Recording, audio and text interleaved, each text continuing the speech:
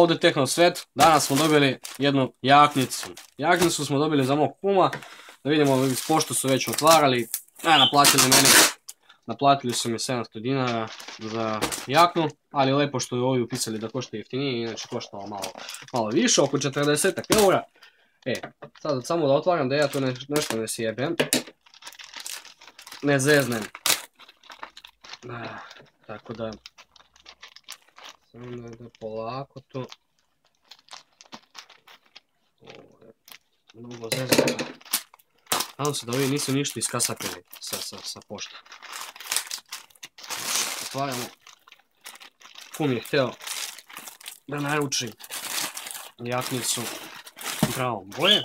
Naručio, stigla dosta brzo.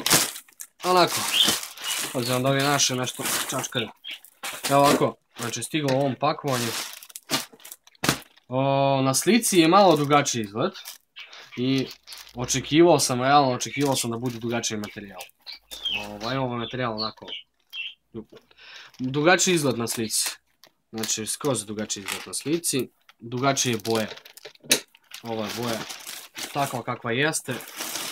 Nije baš da sam... Ovdje imamo i macu. Ovu jaknu. Sad ću ja pokušati da to obučem. Onako. Mislim da će se jako vidjeti kad se ovo bude prljavo. Znači nešto da se doda na nju. Znači ona će se jako vidjeti da se ispravi. Bolje da naručim tamo plavu. I ovo makar ne bi imao razliku toliko materijala. Ali možda mu se dopadne ovaj materijal. Ovo boje. Ovo je neka haki boja. To je to, sad ću da obučem pa ću da vidim kako izgleda na meni. Ćao, samo da dam ocenu ovoj jakni. Završeno. Stavio sam na sebe. Kao što se vidi, ona je dosta malecna. U stvari ona je veličine za mene ako ja nemam džemper na sebi. Moj kum je veći od mene za broj, višli je, tako da mislim da će ovo biti za njega malo.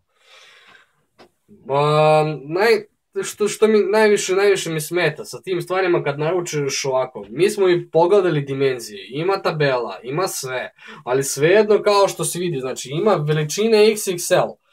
Ljudi bre, ja nosim L veličinu, on nosi XL. Znači kako je ovo sad, mislim, ovo je sad L. Nema šanse, ovo je 2 broja, znači manje od onog što oni pišu. Kao što se uvijek vidi sa Kinezima, znači to je takva stvar, znači uvijek je lutrija. Šta će ti stići? Mislim da on nema šanse ovo da uđe, pošto ja kad se napražem, meni malo već na leđima se steže. Ruke ne mogu da podignem do kraja, znači jakna bi komotno se osjećala na nekom ko nosi M veličinu, za njega bi bilo ekstra, za mene je ovo onako knap, kako bi se rekli, materijal, mislim, nekakav osjećaj kao da neka je veštačka koža, prilike tako neka stvar.